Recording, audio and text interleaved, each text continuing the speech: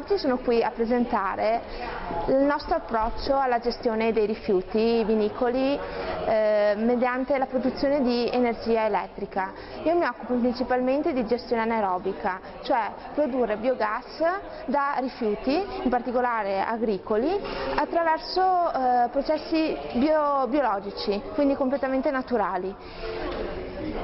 Sfruttando la sinergia fra diversi rifiuti vinicoli e non, è possibile produrre una quantità considerevole di biogas e integrare sia il bilancio energetico dell'azienda viticola, ma anche inserirsi all'interno del territorio, incrementando quindi la disponibilità di energia rinnovabile nelle zone ad alta densità viticola.